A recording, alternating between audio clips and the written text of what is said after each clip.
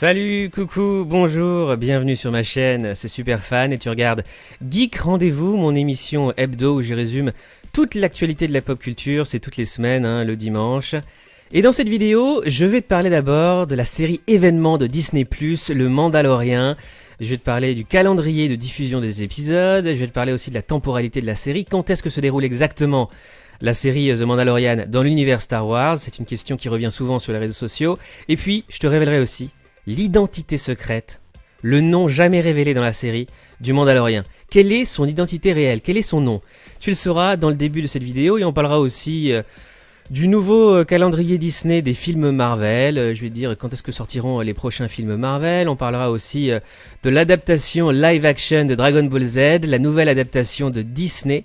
C'est une rumeur et je te parlerai des origines de cette rumeur, justement, on va enquêter ensemble. On parlera aussi de GOT, le spin-off de Game of Thrones House of the Dragon.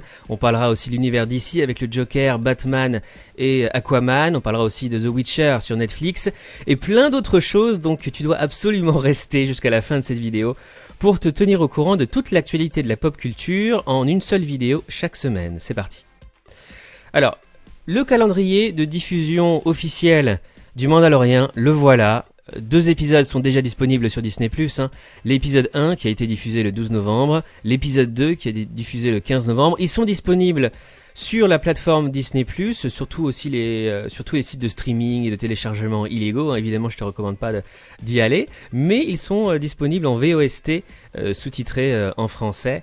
Et puis tu peux aussi t'abonner, même si tu es en France, tu peux t'abonner à Disney+. J'ai fait un tuto dans ma dernière vidéo où je t'explique comment t'abonner à Disney+, depuis la France, sur iOS ou sur Android. C'est tout à fait facile, il te suffit en fait d'avoir un VPN. Et puis il y a quelques astuces que je te révèle dans ma dernière vidéo tuto pour s'abonner à Disney+, en France. Donc en fait, The Mandalorian c'est diffusé tous les vendredis. Chaque semaine, tu as un épisode. Prochain épisode, le vendredi 22 novembre, l'épisode 3. Épisode 4... le 29 novembre, épisode 5 le 6 décembre, épisode 6 le vendredi 13 décembre, et puis là ça change, épisode 7 qui sera diffusé le mercredi 18 décembre, puisque le vendredi 20 décembre sort aux États-Unis Star Wars épisode 9, l'ascension de Skywalker, qui sortira en France avant, 2 jours avant, le mercredi 18 décembre, et puis le dernier épisode du Mandalorian, ce sera le vendredi 27 décembre, l'épisode 8, l'épisode final qui va conclure cette formidable série que j'ai vraiment adoré. Ce sera donc le 27 décembre. Quand se déroule exactement la série The Mandalorian? Où se situe temporellement la série dans l'univers Star Wars? Je vais te montrer la timeline officielle de Star Wars.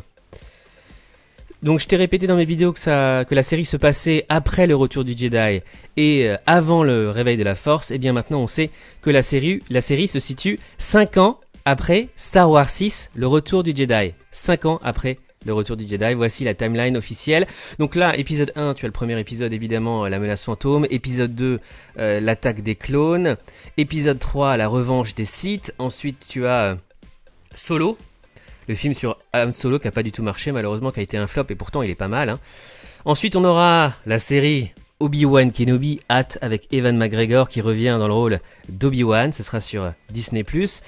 Ensuite, tu as Star Wars, Un Nouvel Espoir, La Guerre des Étoiles. Après, il y a eu Rogue One, que j'ai vraiment adoré. Ensuite, il y a L'Empire contre-attaque, un des meilleurs films, Star Wars. Puis tu as Le Retour du Jedi. Et 5 ans après, c'est The Mandalorian, qui se déroule donc avant Star Wars, le réveil de la Force, avant les derniers Jedi et avant l'ascension de Skywalker. Voilà où se situe temporellement The Mandalorian dans l'univers Star Wars. The Mandalorian, Pedro Pascal a révélé l'identité du héros, c'était il y a quelques jours dans une interview, c'était même pas officiel, à mon avis, il devait même pas révéler l'identité du héros, il a lâché un spoil comme ça. Le premier épisode de la série The Mandalorian nous a permis de commencer à appréhender le héros masqué qui semble cacher des tonnes de secrets. C'est vrai qu'il est vraiment très mystérieux. L'acteur sous le casque, Pedro Pascal, qui a notamment joué dans GOT, dans Game of Thrones, a lâché en interview une information surprenante en dévoilant le nom de son personnage. Oui, c'est vrai. Le héros de la série se nommerait Din Djarin. Alors on n'est pas sûr de l'orthographe, Son exotisme empêche d'être sûr de l'orthographe, mais en tout cas, ça sonne ainsi à l'oreille. On aura beau chercher dans tous les sens, on ne voit pas qui peut s'appeler ainsi dans la galaxie Star Wars. Il semblerait que nous n'ayons jamais entendu parler de lui et qu'il a été inventé pour les besoins de la série. C'est Pedro Pascal qui l'a révélé durant une interview diffusée sur la chaîne YouTube Screen Slam. Et je vais te montrer d'ailleurs l'interview, enfin juste l'extrait. On écoute, on regarde. Pedro Pascal révélait le nom du Mandalorien. The Mandalorian, whose name is Din Djarin. Je te le remets. The Mandalorian, whose name is Din Djarin. Écoute bien. The Mandalorian, whose name is Din Djarin. Donc apparemment ce serait Din Djarin. Din Djarin. Din Djarin en français. Ou Din Djarin. Moi je dirais plutôt Din Djarin. Voilà, tu connais maintenant le nom véritable, la réelle identité du Mandalorien qui sera peut-être révélée lors des prochains épisodes. Si tu aimes la série The Mandalorian, eh bien ça tombe bien puisqu'il va y avoir une deuxième saison. La deuxième saison est déjà en tournage. Et puis, il pourrait y avoir aussi un film. Ça a été révélé cette semaine. Le président de Walt Disney Studios a accordé une interview à Variety pour commenter les dernières actualités concernant Disney. Et forcément, le sujet The Mandalorian a été abordé. Je cite, ouvrez les guillemets. The Mandalorian prouve déjà que c'est un gros succès. Si la série continue de s'avérer aussi convaincante sur la durée, alors on pourrait en faire quelque chose pour le grand écran. Un film de 2 heures ou quelque chose dans ce genre-là. Donc c'est un film qui pourrait être disponible en exclusivité sur la plateforme Disney+. Mais là, il parle vraiment de grand écran, donc a priori ce serait pour un film disponible dans les salles. Un vrai film de cinéma de 2 heures sur le Mandalorien. Ce serait formidable. J'ai vraiment kiffé cette série. Donc si tu n'as pas encore vu The Mandalorian, je t'invite à la regarder sur les sites de streaming, de téléchargement ou encore mieux sur Disney+, en t'abonnant grâce à un VPN comme NordVPN par exemple, ou ExpressVPN ou d'autres. Star Wars, et là on va parler du film L'Ascension de Skywalker Star Wars 9. J.J. Abrams a discuté des midi-chloriens avec George Lucas, dont on est tous fans. George Lucas qui a dit qu'il détestait ce qu'avait fait Disney de Star Wars. En tout cas, il n'a pas du tout apprécié apparemment le réveil de la Force et les derniers Jedi surtout. C'était révélé dans la biographie du patron du groupe Disney, du CEO. Donc il a détesté ce qu'a fait Disney de Star Wars, mais il a pris le temps de rencontrer J.J. Abrams comme il avait pris le temps de rencontrer les créateurs les showrunners de la série Game of Thrones, quand à l'époque il devait diriger la prochaine trilogie de Star Wars. Star Wars 9, J.J. Abrams tease l'importance des midi-chloriens dans le film. Ces petits organismes liés à la Force seront sans doute un élément important du film, si l'on en croit une récente déclaration du cinéaste. L'univers lointain créé par George Lucas en 1977 recèle encore bien des secrets. Qu'il s'agisse du concept mystérieux de la Force, de la rivalité entre les Jedi et les Sith, ou des planètes cachées dans les recoins de la galaxie, Star Wars a encore bien des révélations à offrir au public. L'épisode 9 pourrait d'ailleurs lever le voile sur un sujet assez peu détaillé jusqu'ici, celui des midi-chloriens. Ces micro-organismes vivent en symbiose avec les êtres vivants et les connectent à la Force. Dans la menace fantôme, Qui-Gon Jinn décelait une teneur anormalement élevée chez Anakin Skywalker, le prenant alors pour l'élu. Et si l'on en croit une interview de J.J. Abrams avec les journalistes de Total Film, on devrait de nouveau entendre parler des midi-chloriens dans le dernier volet de sa trilogie. En effet, le réalisateur a révélé que lui et George Lucas se sont réunis avant la production de The Rise of Skywalker. Les deux hommes ont discuté de la Force et des thèmes chers aux créateurs de Star Wars, dont les midi-chloriens. Je cite, ouvrez les guillemets, c'est J.J. Abrams qui parle. Oui, il y a eu plusieurs conversations à propos des midi-chloriens. Il les aime, ces midi-chloriens. Là, il parle de George Lucas. Mais c'était une chose qui m'a vraiment aidé. S'asseoir avec lui est vraiment une chance, simplement de l'écouter parler, parce que c'est ce sacré George Lucas en train de parler de Star Wars. Je me sens toujours gâté de l'écouter me parler de ça, parce que l'effet que cela m'a procuré lorsque j'avais 10 ans est très profond, a confié J.J. Abrams. Sachant que l'un des personnages les plus concernés par ce sujet, Anakin Skywalker, interprété par Hayden Christensen, pourrait vraiment être de retour dans Star Wars 9, on s'attend à une révélation majeure sur les midi-chloriens avec la sortie du film. Et oui, Anakin Skywalker et l'acteur Hayden Christensen pourraient être de retour. Il y a plein de rumeurs qui enflent depuis des mois sur son retour dans le prochain Star Wars qui sortira en décembre. On va parler maintenant de Marvel. 5 nouveaux films disposent d'une date de sortie, donc ça reste encore le groupe Disney. Nous disposons d'un aperçu plutôt clair de ce qui nous attend dans la phase 4 du MCU, le Marvel Cinematic Universe, que ce soit sur le petit ou le grand écran, les films en question ont déjà leur date de sortie. Marvel ne s'arrête pas en si bon chemin et vient de planifier 5 nouveaux films à partir de fin 2022, sans qu'on ne connaisse les titres. Sans tout citer, on sait déjà que la phase 4 du MCU va s'ouvrir avec Black Widow, attendue dans les salles le 29 avril 2020, et qu'elle se terminera avec Thor Love and Thunder le 3 novembre 2021. Entre-temps, c'est 4 autres films qui verront le jour pour continuer d'alimenter un univers étendu pas prêt de s'arrêter.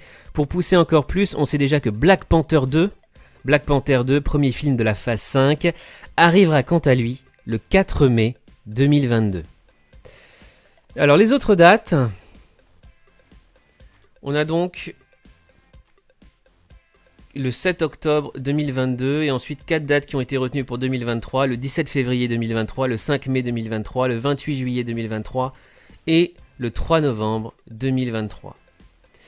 Bien que nous ne soyons pas à l'abri de surprises et que des films pas encore annoncés peuvent se cacher dans le lot, on peut s'attendre à ce que ces dates soient prises par Ant-Man 3, Blade, j'adore Blade, j'étais fan de la trilogie avec Wesley Snipes et j'étais fan des comics aussi, Les Gardiens de la Galaxie 3 et le prochain Deadpool et Captain Marvel 2. Mais on peut aussi penser que quelque chose en rapport avec les X-Men arrive, ou pourquoi pas un retour des 4 Fantastiques. Il va bien falloir que Disney se serve un jour des licences récupérées chez la Fox.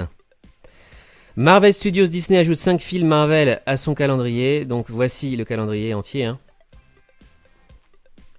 De 2022, du 18 février 2022 au 3 novembre 2023, et un site, donc ça c'est le site L'Étoile Héroïque que j'adore, l'étoilehéroïque.fr, qui émet certaines hypothèses. Voici leur théorie. De quoi sera fait 2022 et 2023 ? Pour 2022, cela paraît assez simple. Deadpool 3 pour le 18 février 2022, Black Panther 2 le 6 mai 2022, Ant-Man 3 le 29 juillet 2022, Blade le 7 octobre 2022. En revanche, pour 2023, Captain Marvel 2, Les Gardiens de la Galaxie Volume 3, Les 4 Fantastiques et The Eternals 2. Voilà les hypothèses de ce site. Évidemment, c'est pas confirmé et toi aussi tu peux faire des hypothèses sur ce nouveau calendrier officiel publié par Disney des prochains films Marvel. Je te rappelle que tous les articles mentionnés dans cette vidéo, tous les articles que je te montre, sont dans la description de cette vidéo sur YouTube avec tous les liens directs. Marvel Studios, la série Moon Knight pourrait être connectée au film Blade dans la phase 5. C'est incroyable. Ce sont 2 de mes héros favoris de l'univers Marvel depuis que je suis tout petit. Je suis fan absolu du Chevalier de la Lune, Moon Knight et de Blade. Ce sont mes héros préférés. Parmi mes héros préférés. Une rencontre entre l'avatar du dieu de la lune et un chasseur de vampires, ça vous dit grave. Plus précisément, alors que le public découvrira Mark Spector, alias Moon Knight, je t'invite à lire les comics, ils sont vraiment géniaux, dans une série diffusée sur Disney Plus à partir de 2022, donc Moon Knight sera adapté en série à partir de 2022 en exclu sur Disney Plus, celui-ci pourrait se retrouver connecté au film Blade de la phase 5, selon le journaliste indépendant Daniel Richtman. Voilà l'acteur qui va jouer Blade dans les films Marvel. C'est Mahershala Ali qui incarnera Blade dans la phase 5 du MCU. Vraiment hâte de découvrir le film Blade. Même si je regrette que Wesley Snipes ne soit plus au casting.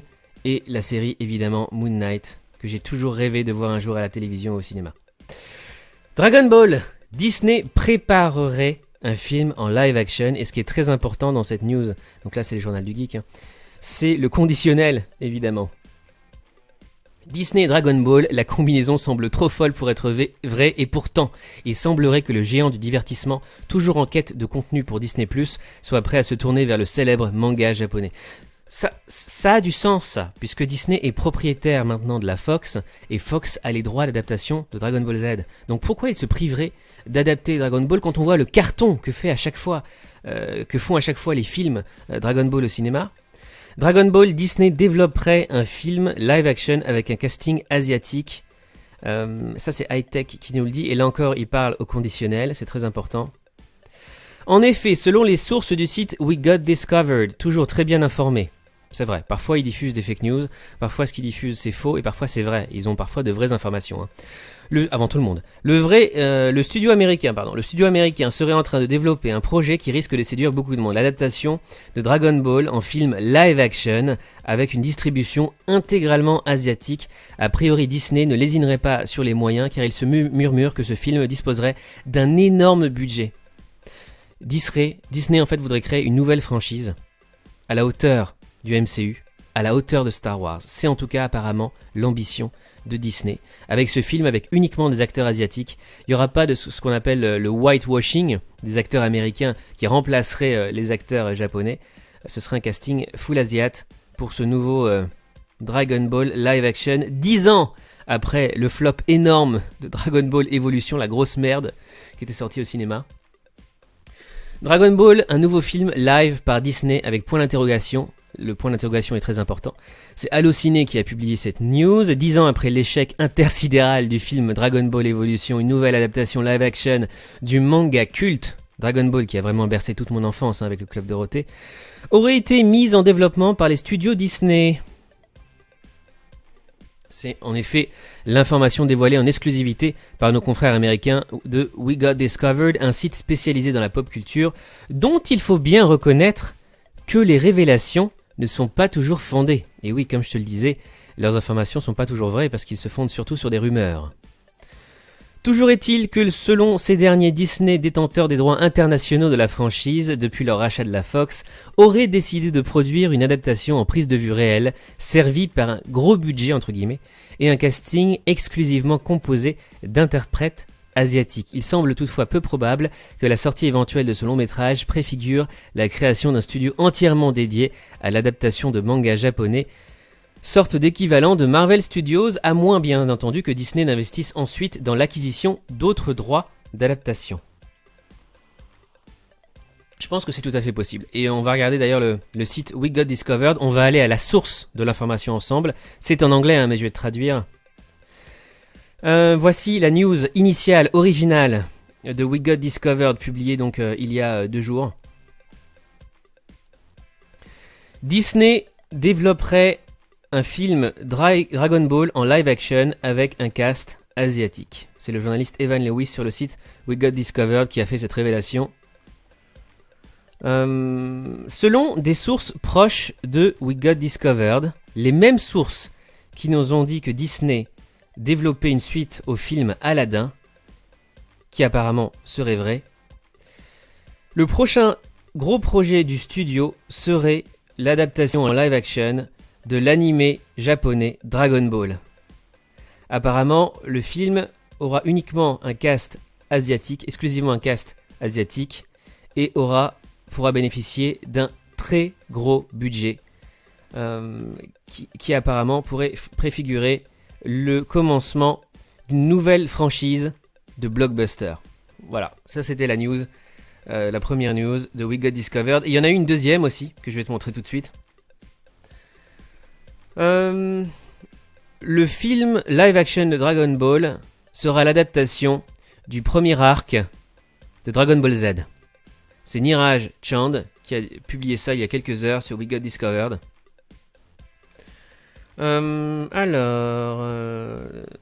Donc apparemment ce sera un cast complètement asiatique, ils le confirment. Mais selon leurs sources, alors cette fois-ci leurs sources, ce sont les mêmes sources qui leur ont révélé que Bill Murray sera de retour dans Ghostbusters 3, ce qui est vrai, ce qui a été confirmé, et qu'il y aurait une série en développement sur Green Lantern. Aussi, c'est vrai, il y aura une série sur Green Lantern. Donc ces sources-là, les mêmes sources, leur ont confirmé que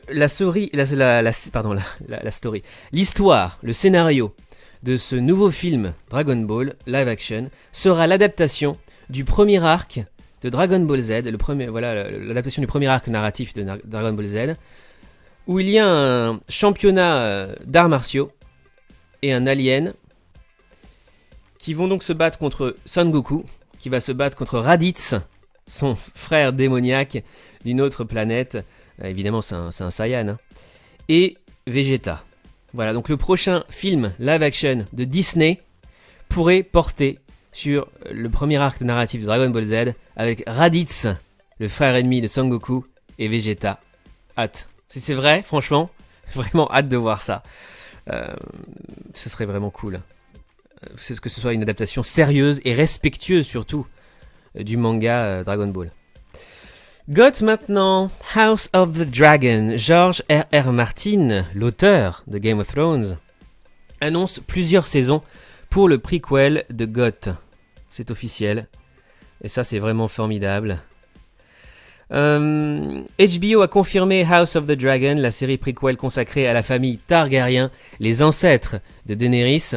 Si le projet nous excitait un peu moins que celui sur les White Walkers, qui a été annulé, hein, l'intérêt est devenu beaucoup plus grand lorsque HBO a annoncé que Miguel Sapochnik, le génial réalisateur des épisodes les plus marquants de Game of Thrones, comme la bataille des bâtards, la bataille de Winterfell et The Bells, en serait le co-showrunner aux côtés de Ryan Condal, en plus de mettre en scène quelques épisodes. House of the Dragon est toujours basé sur les écrits de George R.R. Martin et se déroulera 300 ans avant les événements de Game of Thrones. La première saison devrait donc, selon toute vraisemblance, se situer durant la conquête d'Aegon Targaryen et de ses sœurs à l'époque où il volait sur d'immenses dragons comme Balerion la Terreur. Pour écrire les 10 épisodes qui relateront les exploits des ancêtres de Daenerys Targaryen, George R.R. Martin s'est entouré d'une équipe de choix et sera aidé de 3 scénaristes. Donc là, ce qui est formidable, c'est que George R.R. Martin est en fait au cœur du projet. C'est vraiment lui, en fait, qui dirige ce spin-off. Donc il y aura Wes Took, qui avait déjà travaillé avec Ryan Condal, le co-showrunner sur la série Colony, Ty Mikkel, un collaborateur de Martin, et surtout Claire Kitchell, connue pour avoir participé à l'écriture de 2 excellentes séries, VOA et Watchmen, déjà produites par HBO, des séries cultes. C'est en annonçant cette équipe de scénaristes sur son blog que George R.R. Martin a déclaré que plusieurs saisons de House of the Dragon verraient le jour, donc c'est pas une rumeur, c'est une information officielle. Je cite, ouvrez les guillemets, « Les scénaristes ont travaillé pendant des mois en collaboration avec HBO pour développer les épisodes de la première saison et de toutes les saisons suivantes, peut-on en effet lire dans son communiqué. Les histoires entourant la famille Targaryen étant tellement passionnantes et denses que cette annonce ne nous surprend qu'à moitié. Après la conquête d'Aegon et de ses sœurs, nous pourrions aussi assister à la danse des dragons, la violente guerre de succession qui a opposé plusieurs membres de la famille Targaryen pour l'accès au pouvoir 130 ans après la conquête d'Aegon. Hâte aussi de voir House of the Dragon, qui sera disponible sur le service de streaming HBO Max de Warner Media. On passe maintenant à l'univers DC. Joker, le box-office, $1 milliard dans le monde. C'est formidable. $1 milliard et une suite. Et oui, apparemment Todd Phillips pourrait réaliser une suite au Joker, un Joker 2. Il y a pas mal de fans qui sont contre ça, hein, parce qu'ils disent que le film n'a pas besoin de suite, que ça ferait pas sens d'avoir une suite. Et d'autres, au contraire, veulent absolument voir une suite avec Joaquin Phoenix. Alors, je cite ce que dit Todd Phillips dans une interview, parce qu'il est d'accord pour réaliser une suite, mais à certaines conditions. Ouvrez les guillemets. Ça ne pourrait pas juste être un film fou autour du prince clown du crime, précise le metteur en scène au Los Angeles Times. Il lui faudrait avoir des résonances thématiques de la même manière que celui-ci, car je pense que c'est pour cette raison que le film a fini par plaire, grâce à ce qu'il sous-tend. Il y a beaucoup de films centrés sur l'étincelle, mais celui-ci se focalise sur la poudre. S'il est possible de saisir à nouveau cela de façon réaliste, cela pourrait être intéressant. Voilà les conditions dans lesquelles Todd Phillips pourrait réaliser un Joker 2 avec Joaquin Phoenix, évidemment, qui reviendrait dans le rôle d'Arthur Fleck. The Batman a enfin trouvé son Alfred et ça fait bien plaisir puisque c'est un acteur qu'on aime beaucoup, nous les fans de la pop culture. Eh bien ce sera Andy Serkis. Andy Serkis va interpréter Alfred Pennyworth, le majordome et père de substitution du Chevalier Noir de Batman, alias Robert Pattinson. On sait aussi que Zoe Kravitz va interpréter Catwoman, Paul Dano sera l'homme mystère et Jeffrey Wright sera le commissaire Gordon dans cette nouvelle adaptation de Batman. Voici Andy Serkis que tu as vu notamment en Gollum dans Le Seigneur des Anneaux. Il n'a pas joué que ça, hein. Il a joué aussi dans La Planète des Singes. Il a joué aussi le Capitaine Haddock dans Tintin. Et il a joué le suprême leader Snoke dans Star Wars. Il a joué aussi dans l'ère d'Ultron et dans Black Panther aussi, évidemment. Aquaman 2, un acteur du premier film, est sûr de revenir, contrairement à Amber Heard. Bon, et alors évidemment, Jason Momoa sera de retour en tant que Aquaman, mais c'est Patrick Wilson qui a confirmé qu'il sera dans Aquaman 2. On sait désormais que le personnage répondra à l'appel puisque Patrick Wilson l'a confirmé Hollywood Reporter. Entre autres questions sur Midway ou The Conjuring 3, le comédien est très demandé depuis son rôle dans le film d'épouvante de James Wan, j'adore Patrick Wilson, et lui permet d'en apprendre beaucoup sur les prochains films du réalisateur ou même sur d'autres projets. J'ai été informé du destin d'Orm. Je lance juste quelques pistes ici et là, je dirais, et pourquoi pas ça. Et James Wan dira, eh bien, c'est ce à quoi je pensais. Je peux vous dire que ces concepts pour Aquaman 2 poussent tout ça encore plus loin. Donc Patrick Wilson sera de retour, le demi-frère d'Aquaman. De retour dans Aquaman 2. The Witcher, Netflix annonce déjà une seconde saison, c'est incroyable. The Witcher déjà renouvelé pour une saison 2 par Netflix. Elle n'a même pas encore commencé, qu'on sait déjà que The Witcher reviendra pour une saison 2 sur Netflix. La première saison qui sera diffusée sur Netflix en exclusivité le 20 décembre. Et donc ça a été confirmé sur le Twitter officiel de Netflix France. Voilà le tweet. Épais dis donc. C'est une bien bonne nouvelle. The Witcher saison 2 prochainement sur Netflix. Le flic de Beverly Hills 4, Netflix récupère le projet et ce sera un projet écrit par Eddie Murphy, avec Eddie Murphy sur Netflix. Face à la tornade Disney+, qui a déjà eu plus de 10 millions d'abonnés seulement aux États-Unis en 24 heures, Netflix contre-attaque pour garder les enfants et les familles avec un partenariat avec Nickelodeon, la chaîne pour les enfants et les ados. Et Netflix pourrait accueillir donc le spin-off de Bob l'éponge. Sin City, une série en préparation. Les comics cultes Sin City ont déjà été portés 2 fois sur grand écran par Robert Rodriguez et Frank Miller. Une nouvelle déclinaison va voir le jour à la télévision cette fois. Legendary a convaincu l'auteur de lancer le projet et Rodriguez devrait être de la partie. Excellent, Sin City. On ne sait pas encore sur quel service ce serait diffusé, mais une série est apparemment en préparation. American Horror Story. Vers un retour des acteurs favoris des fans pour la saison 10. L'excellente série American Horror Story, que je t'invite vraiment à regarder, pourrait apparemment retrouver ses acteurs cultes pour la saison 9 de la série. Les acteurs Ivan Peters et Sarah Paulson, adorés par les fans, ne seront pas de la partie des absences remarquées annoncées dans le courant de l'année. Néanmoins, ces derniers devraient être de retour dans la saison 10 d'American Horror Story, qui pourrait être la dernière d'ailleurs. C'est en tout cas ce que laisse entendre Ryan Murphy, le showrunner de la série, dans une interview consacrée à Deadline. Je cite, ouvrez les guillemets, « Nous travaillons sur une idée pour la saison 10 qui, je pense, sera très appréciée puisqu'il s'agit de faire revenir les acteurs préférés des fans. Puisqu'il se pourrait qu'il s'agisse de notre dernière saison, la dernière commandée du moins, donc nous avons contacté diverses personnes, certaines pas encore, puisque je n'étais pas certain d'avoir un rôle pour elles. Jusqu'ici, toutes les personnes que j'ai contactées ont accepté de revenir dans American Horror Story, qui est d'ailleurs disponible en France sur Netflix. Et enfin, Designated Survivor sur C8, première diffusion télé dimanche pour la série Netflix avec Kiefer Sutherland. C'est une super série, Designated Survivor. En tout cas, la première saison et la deuxième saison sont vraiment excellentes. La troisième saison produite par Netflix, j'ai beaucoup moins aimé.